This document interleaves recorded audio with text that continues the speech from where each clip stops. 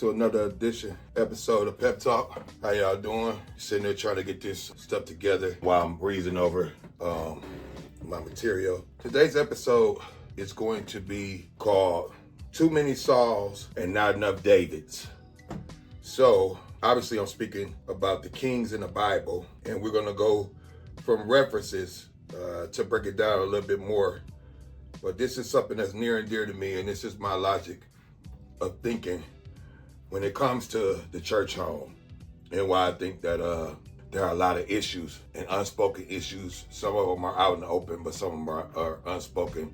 But I think they drive and they thrive from leadership. And I think that as far as leadership, hearing the word from God and getting that, and about what do you do with it? How do you go about it? Are you serving God in that moment that you are getting that word from him, or are you actually serving your own ego? And I'm going to read it, and you can decipher between what you believe, but I'm going to take scripturally and what I believe based off of that. So first off, we're going to go into King Saul. 1 Samuel, chapter 15, verses 1 through 23, for your consumption.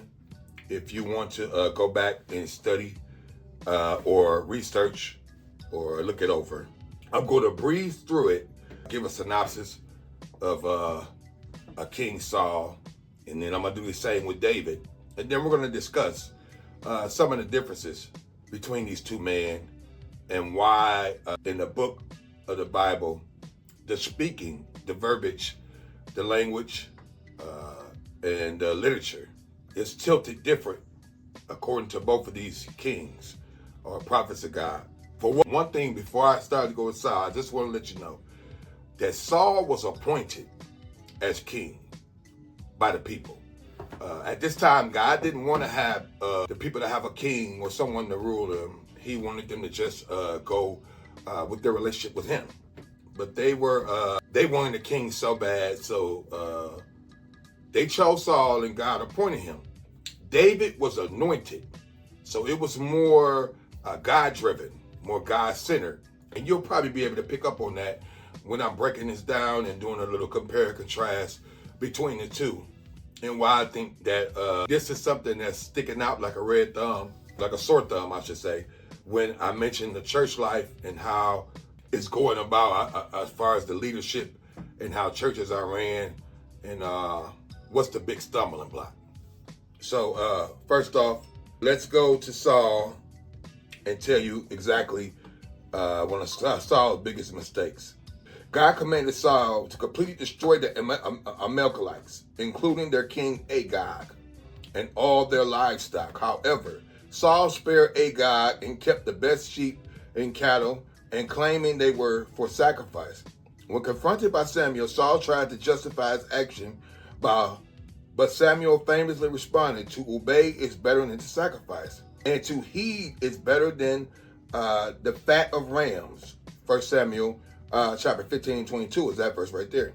Because of his disobedience, God rejected Saul as king, and leading to his eventual downfall and the rise of David. Saul's story serves as a lesson about the importance of obedience to God, faith, and humility. His failure was not just in actions, but in his heart. He feared people more than he feared God, and tried to justify a partial obedience as enough.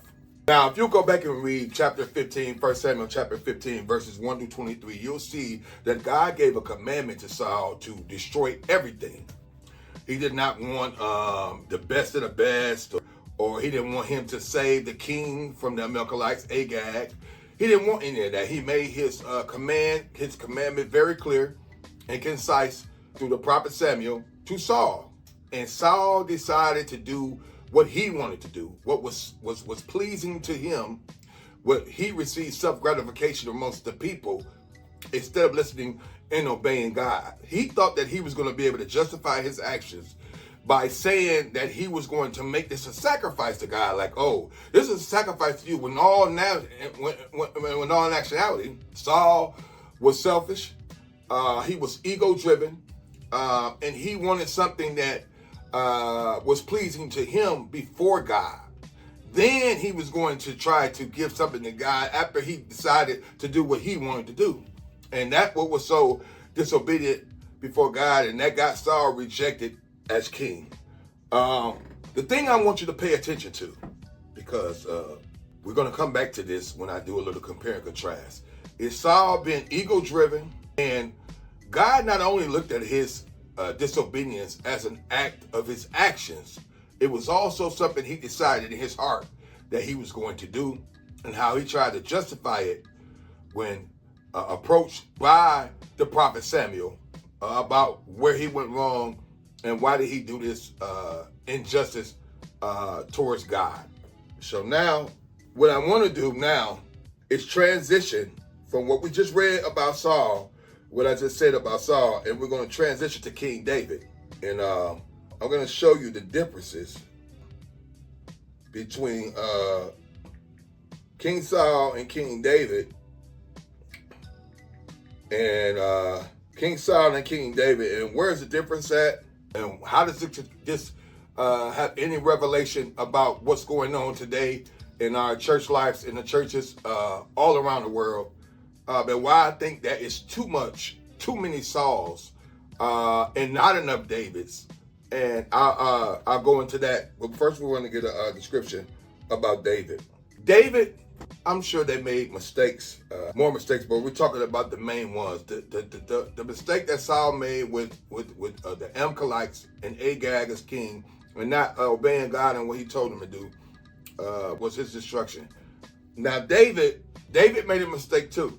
And the biggest mistake that he made, David committed adultery with Bathsheba. You can find this in 2 Samuel, chapter 11 to 12. David committed adultery with Bathsheba and the murder of Uriah. David committed adultery with Bathsheba and then orchestrated the death of her husband Uriah. To conceal the sin, God sent the prophet Nathan to confront David using a parable to reveal his wrongdoer. Nathan declared, "You are the man," and pronounced God's judgment. Now, when David, let me see.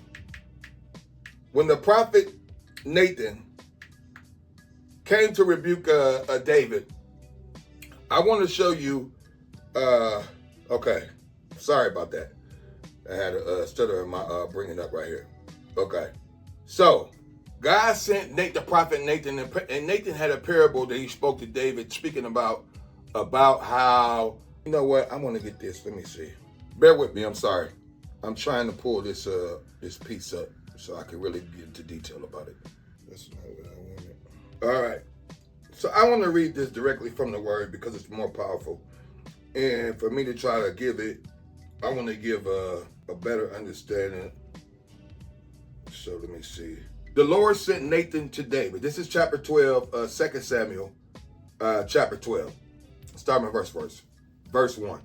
The Lord sent Nathan to David. When he came to him, he said, "There were two men in a certain town, one rich and the other poor.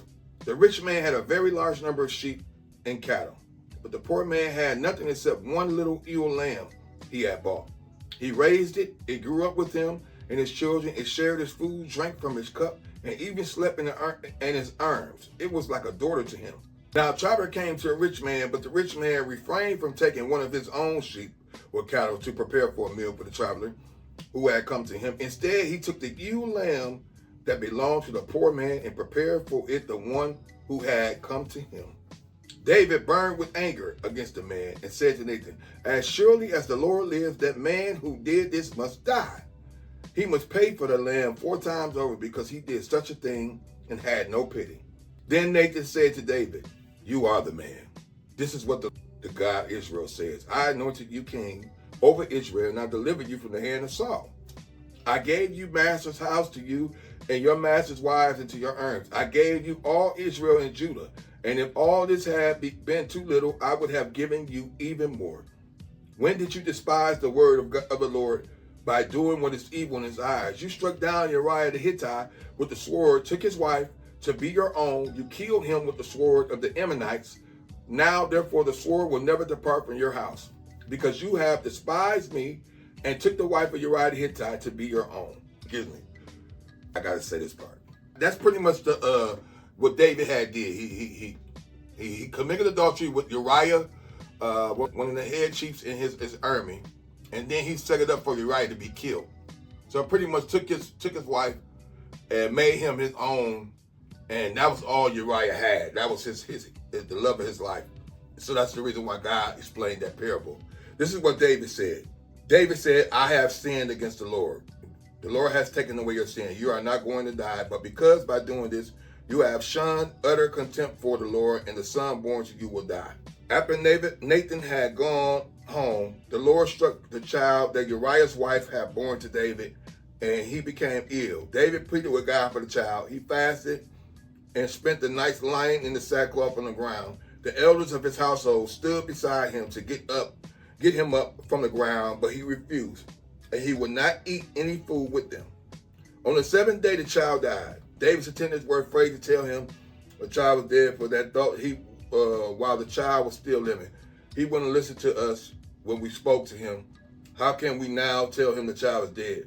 He may do something desperate. David noticed that his attendants were whispering among themselves, and he realized the child was dead. "Is the child dead?" he asked. "Yes," they replied, "he is dead." Then David got up from the ground after he had washed, put on lotion to change his clothes. He went to the house of the Lord and worshiped. Then he went to his own house, and at his request, they served him food, and he ate. Now, there's a few different differences between King Saul, and King David. Both of them did wrong. So, as we can see, neither one of them were perfect. Both of them did wrong. Their responses were different. First off, I'll come back to that. But I already spoke when I opened up that Saul was appointed and David was anointed. You look those up, you can see that there's a big difference between being appointed and being anointed. Being appointed means that you're like a step in. This is what we think that you should be. Anointed means that you've been chosen for this. You've been chosen for this assignment. So that's the difference. And it's more, I would say, more God has his hands on it. And like God said in scripture, if you can read, and I think this is in chapter 15, maybe 1 Samuel, when David was anointed. The reason that David wasn't outwardly in those times. His brothers, a lot of his brothers, he had a lot of them. Jesse being his father, he had a lot of sons. And a lot of the brothers were like, they had a muscular build, features and all this stuff. They looked like, oh, they would be the king. But David was chosen by God because David was a man after God's own heart. And it was all about the posture of David's heart. And that's one thing that you remember. David was not perfect. He made mistakes like we still today. Some of us make mistakes. But it was David's heart that when he was rebuked by the prophet Nathan, the first thing he said, I have sinned against the Lord. He didn't make any excuses, no qualms, no nothing. He accepted it, and he still tried to fast and plead for the son, but because of the sin, God said that son that he had got pregnant by Bathsheba would die. Eventually, they end up having kids after that because God had took that sin away. But because of that sin, that child was struck down. Now, the differences between heart posture, because this is how I'm going to connect the title of this and where I'm going with this to today's life that we live in today's world. So, the title is Too Many Sauls and Not Enough Davids. And you would say, why would I say too many Sauls and not enough Davids? Because I believe in churches today, there are too many leaders of flocks that are more ego-driven than they are God-centric. I'm going to repeat it again. I believe, but through me watching and seeing the climate today of our churches, there are too many ego-driven and not enough God-centric people, meaning that their hearts have been, they are not yielding of the power that they have been given when it's time to. God gives us power, and he gives anybody that he speaks to power to be able to capitulate and capture things to people and deliver it and be a messenger of a word, of a message. But that power, you can't get drunk on it. Because if you do, you will start to be a leader of yourself, of your own ego, about a false power, that you think you got on your own because God has gave it to you, and you've been drunk off the power and the ego. So now you're doing things that are not of God, but still speaking of them as if they are and are of God. So I believe this is one of the biggest things that's going on in the world today, in churches. And it's something that I know God is not happy about. Matter of fact, he's infuriated with a lot of things that have been transpired. For instance, people desecrating a sacred place in the church of God, taking on the business form of church more than they are cultivating a culture of building relationships with God, with the people. More about money than it is about getting souls. I won't even say delivering souls, nurturing souls to God and getting them in a more beneficial place to continue to grow with God. So I would say that the reason why I said too many Sauls and not enough Davids is because the heart postures of a lot of leaders of the flocks. I'm not going to say pastors or just preachers. It's just leaders of flocks. People who are leaders of a lot of people and have the power to be able to guide and to dictate movement of how things are perceived, how people move when it comes to building a relationship with God. Because like I said before, and I'll continue to say, your relationship with God is the reason. The church fellowship is an extension of your relationship with God. If you're going to church just because you were taught to go to church, or because it's something to do on a Sunday, and it's not has anything to do with you trying to flourish with your relationship with God, or putting in and building with our fellow peers, then I think that you need to rethink, why am I going to church, and what's my center focus should be with going to church. But I think churches have become more business-centric, more ego-centric than it is God-centric. And I know God is frustrated with that, and he's upset. Anytime you got people telling you sets of money you're supposed to give, anytime you got pastors berating their members in front of the other members, which there is, churches should have some type of structure, but I think some of the stuff is over the top and very disrespectful. But because a leader of a flock has become so powerful, they think that whatever they say is coming from God, and that's just not true. So not enough apologies and too many excuses. Making excuses for scandals within the church because of the power that the leader of the flock has amassed throughout time. That they get so drunk with it that they forgot how they even start getting into this place where they were hearing from God and being able to deliver to the people. And they forgot where they got this power from.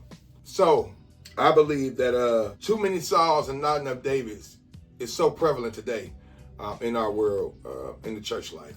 And I would challenge any leader of a flock that thinks differently as far as the climate of churches today, and how God, we're not supposed to be compensating the word of God for the world.